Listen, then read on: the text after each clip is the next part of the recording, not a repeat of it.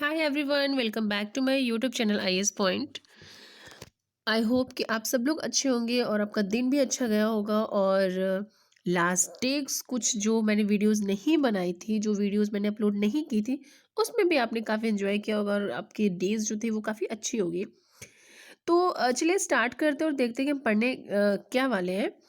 Actually कुछ दिन पहले मैंने आपको बताया था प्रीपोजिशन के बारे में कि प्रीपोजिशन क्या होते हैं और इसका यूज़ कैसे किया जाता है, और कुछ इंपॉर्टेंट प्रीपोजिशन के बारे में भी मैंने उसके बारे में भी वीडियो बनाया था।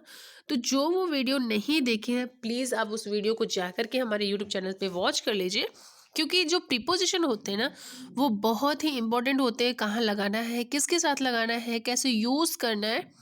हमें लगता है कि वो बहुत ईजी होंगे, बट वो ईजी नहीं होते, हम गलत लगा देते हैं। जिसका मतलब क्या होता है कि जहाँ मतलब ऐट लगना चाहिए वहाँ पे हम विद लगा देते हैं, जहाँ विद लगना चाहिए पे वहाँ पे फॉर लगा देते हैं। तो इस तरह से हम बहुत सारे मिस्टेक्स करते हैं। तो चलिए देखते हैं कि और कुछ ऐसे प्रीपोजिशन है। तो आज मैं जो है आपको कुछ इम्पोर्टेंट प्रीपोजिशन के बारे में बताने वाली हूँ। हालांकि इसके पहले भी मैंने इम्पोर्टेंट प्रीपोजिशन के बारे में बताया है, बट ये कुछ ऐसे प्रीपोजिशंस हैं जिसको आप मतलब ये है कि किसके साथ दो दो वर्ड जैसे होता है कि like angry at, angry with, angry for, ask from, ऐसे मतलब दो दो वर्ड्स रहते हैं। तो या तो हम जैसे कि फॉर का यूज़ करते थे, या फिर फ्रॉम का यूज़ करते थे, या फिर सिर्फ टू का यूज़ करते थे, विथ का यूज़ करते थे, ऐसे यूज़ करते थे। तो चलिए देखते हैं, स्टार्ट करते हैं और देखते हैं कि ये क्या है। सबसे पहले हमारा आता है एंग्री एट। एंग्री एट ये हम यूज़ कहाँ करते हैं, एंग्री के साथ एट का यूज़ कहाँ करते हैं, ये हमें जानना बहुत ज़रूरी है। क्योंकि हम जब अगर जानेंगे नहीं तो उसका यूज़ हम गलत तरीके से करेंगे। तो एंग्री एट जो एट है वो उसके हम थिंग के साथ यूज़ करेंगे। यानी अगर एंग्री एट है तो इसके साथ हम क्या यूज़ करेंगे, ये मतलब हमारे थिंग के लिए होता है, चीज़ के लिए होता है, वस्तु के लिए होता है। और जो एंग्री विद है, एंग्री विद जो होता है वो पर्सन के साथ यूज़ किया जाता है। एंग्री एट, अगर एंग्री मैं शॉर्ट फॉर्म में लिख दे रही हूँ क्योंकि बहुत ऐसे बड़ा हो जाएगा। एंग्री एट अगर आता है तो वो हमारे थिंक के लिए यूज़ होता है, और अगर एंग्री विद आता है तो वो हमारे किसके लिए यूज़ होता है, वो पर्सन के साथ यूज़ होता है। तो चलिए आपको कुछ एग्जाम्पल बताती हूँ। जैसे मैंने यहाँ पे लिखा है, I am so angry at my phone dot dot dot dot dot. मैंने इसलिए लिख दिया क्योंकि इसके आगे भी आप सेंटेंस अपना बना सकते हैं। एक्चुअली क्या है ना कि फ़ोन जो है वो बहुत, आज के डेट में फ़ोन हमारे लाइफ का सबसे इम्पोर्टेंट हिस्सा हो गया। मतलब खाना मिले या ना मिले, पानी मिले या ना मिले, बट फ़ोन हमारे साथ होना चाहिए। और अगर फ़ोन घर पे भूल गए, वो भी अनलॉक किए बिना, तब तो खैर नहीं। मतलब पापा के हाथ में नहीं जाना चाहिए। एक हम अपना जो प्राइवेसी होता है वो फ़ोन में लगा के रखते हैं कि नहीं, मेरा व्हाट्सअप कोई नहीं चेक करना चाहिए, मेरा फेसबुक कोई नहीं चेक करना चाहिए, ऐसे वगैरह वगैरह बहुत सारे। और जब बहुत ही कभी कभी ऐसा होता है कि बहुत इंपॉर्टेंट रहता है, तो क्या होता है कि हमारा फ़ोन स्विच ऑफ हो जाता है या फिर काम करना बंद हो जाता है, जो कि जब तो फिर हमें बहुत ही प्रॉब्लम होती है। तो हम ये बोल सकते हैं, I am so angry at my phone for networking when I need it the most.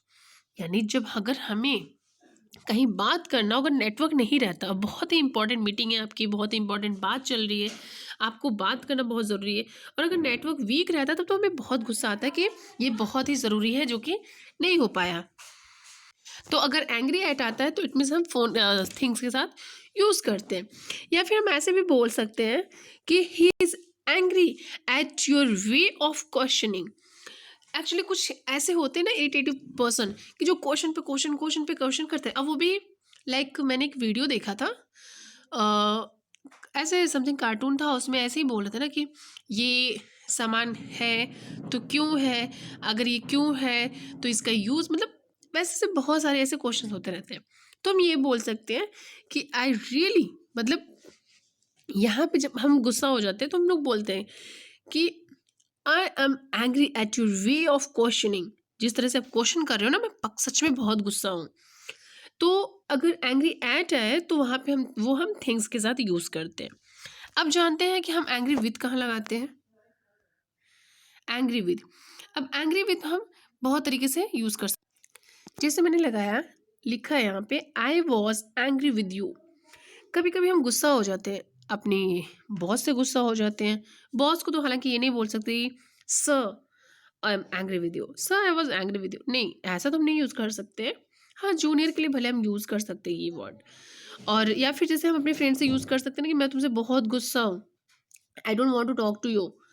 तो वहाँ अगर एंग्री विद आए, तो एंग्री विद हम किसके साथ लगाते हैं? एक पर्सन के साथ लगाते हैं, ना कि थिंग के साथ। ये आपको हमेशा याद रखना चाहिए कि अगर आप विद लगाते हो एंग्री के साथ, तो इट मीन्स आप जो है वो पर्सन के लिए यूज कर रहे हैं, ना कि थिंग्स के लिए यूज कर रहे हैं। जैसे मैंने लिखा कि I was angry with you, मैं तुमसे गुस्सा था या मैं तुमसे गुस्सा थी। या फिर हम ऐसे बोल सकते हैं कि Kangana Ranaut is angry with Karan Johar, Kangana Ranaut is angry with Karan Johar. तो वहां पे अगर एंग्री विद आए, तो वहां इसका मतलब कि हम पर्सन के लिए यूज कर रहे हैं। एक और चीज हम ऐसे भी यूज करते हैं कि I am so angry at you for not telling me sooner, मैं तुमसे बहुत गुस्सा हूं क्योंकि तुमने मुझे वो बात जल्दी नहीं बताई। I am so angry at you for not telling me sooner.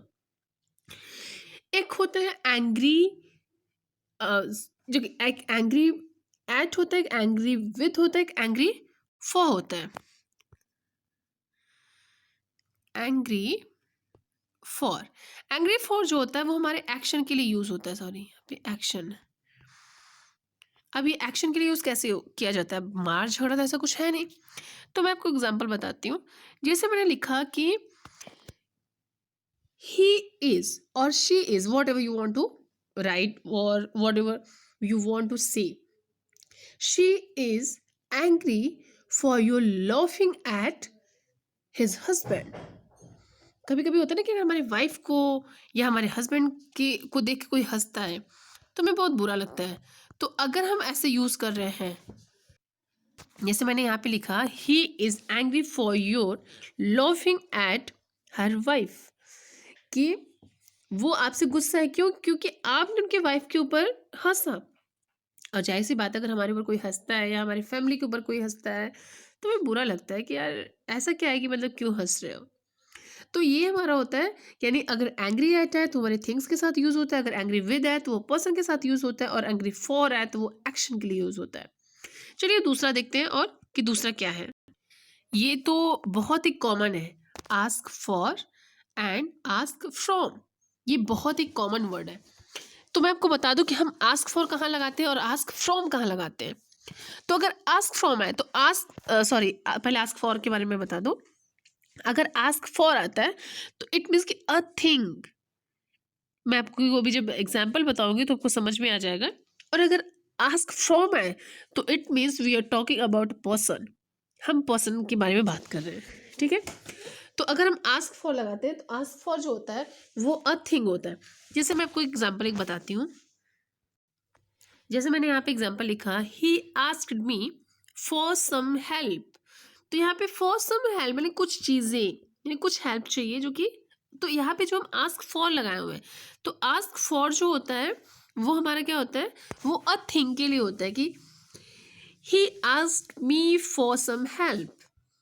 तो अगर आस्क फॉर आए तो वो हमारे थिंग के लिए होता है।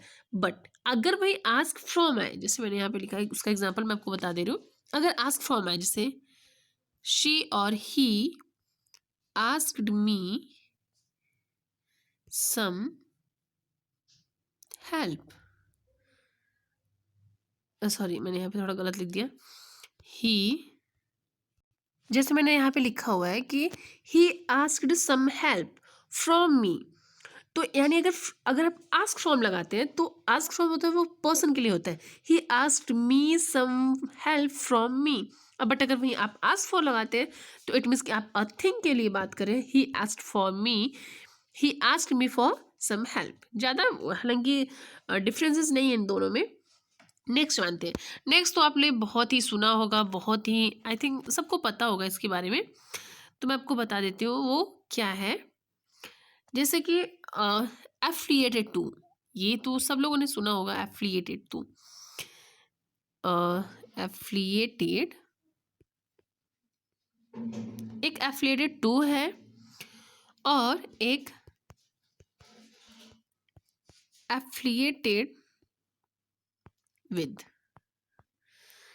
ये बहुत ही एक यूनिक नहीं बोल सकते, मतलब कॉमन है, सॉरी, कॉमन वर्ड है। आप कर कहीं स्कूल में पढ़ रहे होंगे या फिर स्कूल बस में, आप स्कूल बस में लिखा होता है ऐसा, वहाँ पे देखोगे, या फिर जब आप बात करते रहते हैं, जैसे हमारा जो कॉलेज होता है वो कहीं ना कहीं किसी ना किसी यूनिवर्सिटी से, हम बोलते हैं ना, अटैच है।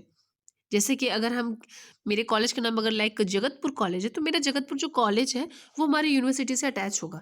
तो हम जो अटैच का वर्ड यूज़ करते हैं वो हमारा गलत है, वहाँ पे हम अटैच नहीं बोल सकते, वहाँ पे हम एफिलिएटेड का यूज़ करते हैं। तो कहाँ एफिलिएटेड टू लगता है और कहाँ एफिलिएटेड विद लगता है, चलिए मैं आपको बताती हूँ।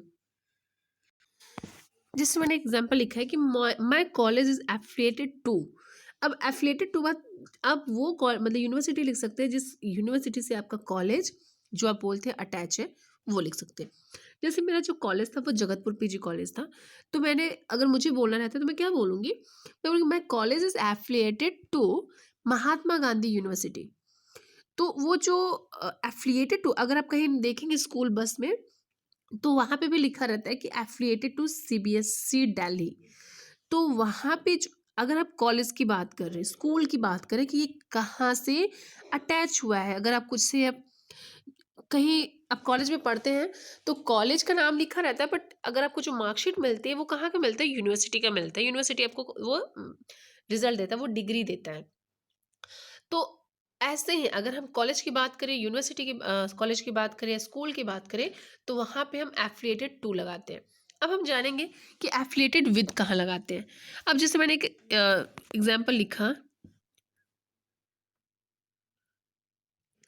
अब बजरंग दल, बजरंग दल सबको पता है कितना फेमस होता है, मतलब फेमस है बजरंग दल। तो जैसे मैंने लिख दिया कि Bajrang Dal is affiliated with BJP indirectly.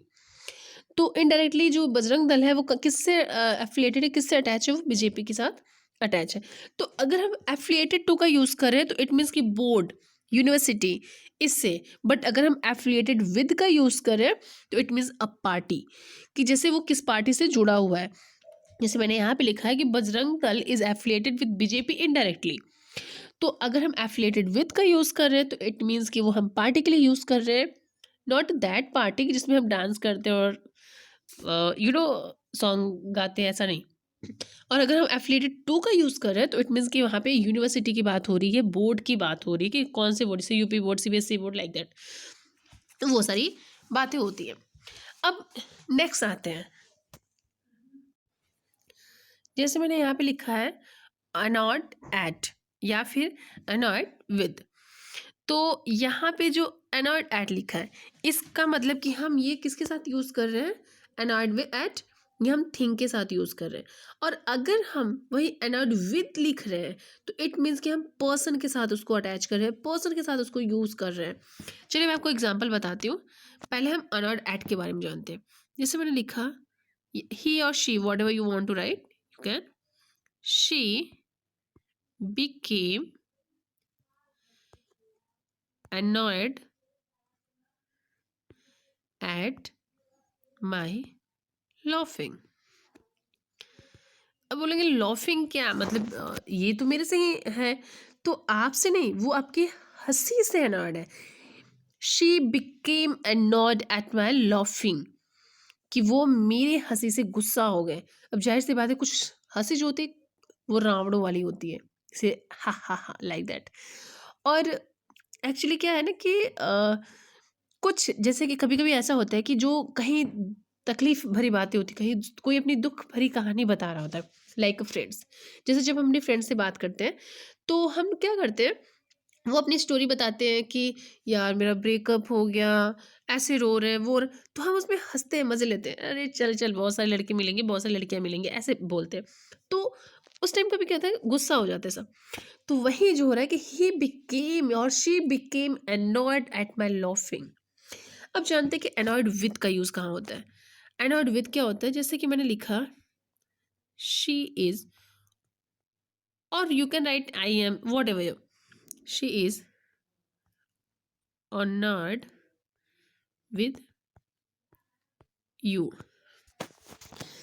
She is annoyed with you, वो आपसे गुस्सा है। या सॉरी वह आपसे गुस्सा है, या फिर मैंने बोला कि I M annoyed with you, मैं आपसे नाराज हूँ। अनॉयड का मतलब क्या होता है, जैसे कि नाराज, लाइक यस नाराज हो जाना, गुस्सा हो जाना, इतना नहीं गुस्सा बट हाँ थोड़ा नाराजगी आप बोल सकते हो। तो I am annoyed with you, मैं आपसे थोड़ा नाराज हूँ। तो यहाँ पे जो अनॉयड विद आपने लगा, अगर विद आप लगा रहे हैं नॉट के साथ तो इट मीन्स कि you are talking about a person, but अगर आप एट लगा रहे हैं तो इट मीन्स आप थिंग के बारे में बात कर रहे हैं। अब चलिए जानते हैं नेक्स्ट थिंग। जैसे हमारा अगला है एग्री। एग्री, एग्री तो हम सब जानते हैं मैम, ये क्या है एग्री। तो मैं आपको बता दूं, agree in, agree to and agree with, sorry मैंने यहाँ पे स्पेलिंग गलत लिख दिया, एग्री विद। और एक होता है एग्री ऑन। तो एग्री इन जो होता है वो हम ओपिनियन के बारे में होता है। एग्री इन का यूज़ हम कहाँ करेंगे, ओपिनियन के बारे में। और एग्री टू का यूज़ कहाँ करेंगे, लाइक प्रपोजल, प्रपोजल के लिए हम एग्री टू का यूज़ करेंगे। नेक्स्ट हमारा एग्री विद। एग्री विद का हम पर्सन के साथ यूज़ करते हैं। ये तो बहुत ही, एग्री विद तो बहुत कॉमन है। तो चलिए मैं आपको एग्जांपल बताती हूँ। सबसे पहले हम जानते हैं एग्री विन के बारे में। जैसे Mahesh agree with Shivam in opinion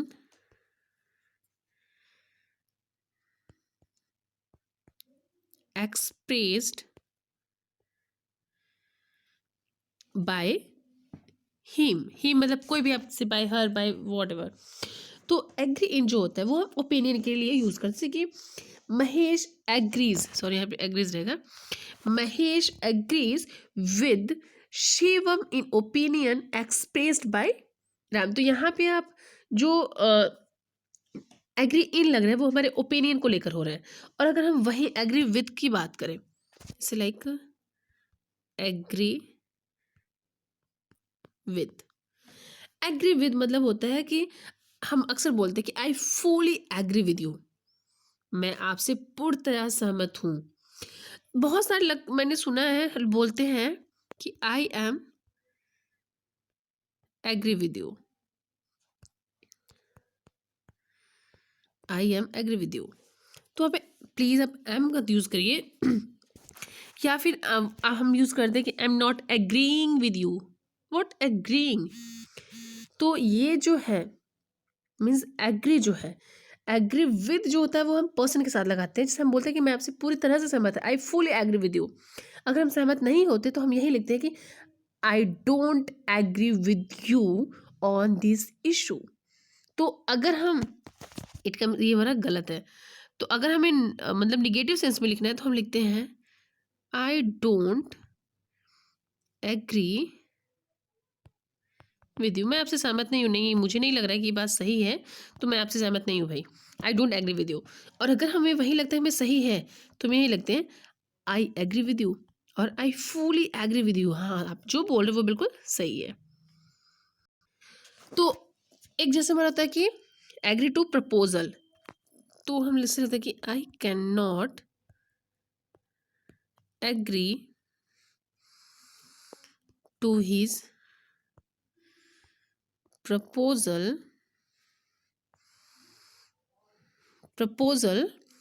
यहाँ पे हो नहीं रहा है इसलिए मैं ऐसे लिख दे रही हूँ, proposal of dividing the property.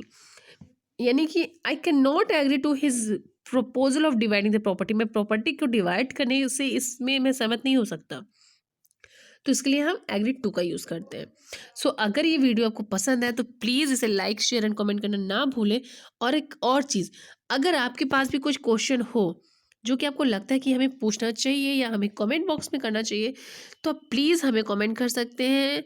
और हाँ, प्लीज़ लाइक एंड सब्सक्राइब करना मत भूलिएगा। Thank you.